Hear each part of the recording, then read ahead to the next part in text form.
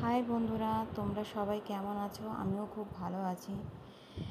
ব্যস্ততার মাঝখানে কারোর সাথেই সেরকমভাবে কথা বলা বা দেখা সাক্ষাৎ কিছুই হয় না।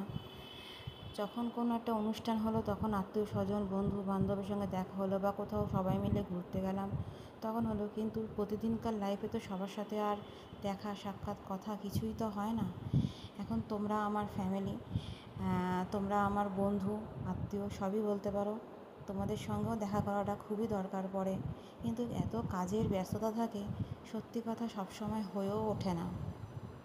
তাই ভাবলাম টুকটাক কাজ করতে করতে তোমাদের সঙ্গে একটুখানি আমি কথা বলি, আর তোমাদের জন্য একটা মিনি ব্লগও তৈরি হয়ে গেল। তোমরাও দেখতে পারবে কীরকমভাবে কী কাজ করি।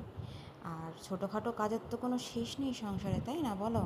যারা ভাবে সংসারে কাজ মাত্র শুধু ওই রান্না করা আর ওই খাওয়া দাওয়া, বাসন মাজা, জামা কাপড় কাচা ধোয়া, মেলা, তোলো, এর মধ্যেই হয়ে গেল, ঘর পরিষ্কার করো হয়ে গেল না।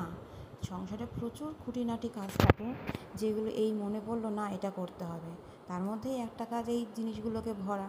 কিনে আনলাম, বর কিনে আনলো বা নিজে কিনে আনলাম, যেটাই হলো তারপরে সেটাকে গুছিয়ে সুন্দর করে ভরে রাখা, এবং কোনো কিছু যদি এক্সট্রা থাকে সেটাকে আবার প্যাকেজিংটাকে বা আনপ্যাক করে সেটাকে আবার ভরা। সেগুলোও কিন্তু মাথায় রাখতে হয়, কোনটা শেষ হচ্ছে, কোনটা ফুরাচ্ছে, কোনটা আবার আনতে হবে, সেগুলোও কিন্তু মাথায় রাখতে হয়। ঠিক আছে? তো সংসারের কাজ কিন্তু কোনোটাই কম নয়, এবং যারা অফিসে জব করে তাদের থেকেও আমার মনে হয় এটা বেশি, কারণ তাদের 24 ঘন্টা জব করতে হয়। শুধু বলতে পারো ঘুমটা বাদ দিয়ে, তাহলে তো আর শরীর চলবে না, ঘুমটা তো দরকার। নাহলে সারাক্ষণ কিছু না কিছু টুকটাক তো রয়েছেই। আর যাদের বাচ্চা আছে তারা তো জানোই আরও বেশি খাটনি পড়ে যায়, কারণ তাদের আবদার, তাদের বায়না, তাদের পড়াশোনা, আরও অনেক কিছু থাকে, যেগুলো মেনটেন করে সব কিছু করে একটা কোনো কিছু করতে হয়। একটা ভিডিও করতে গেলেও একটা মেয়েকে অনেক কিছু সামলে নিয়ে আসতে হয়।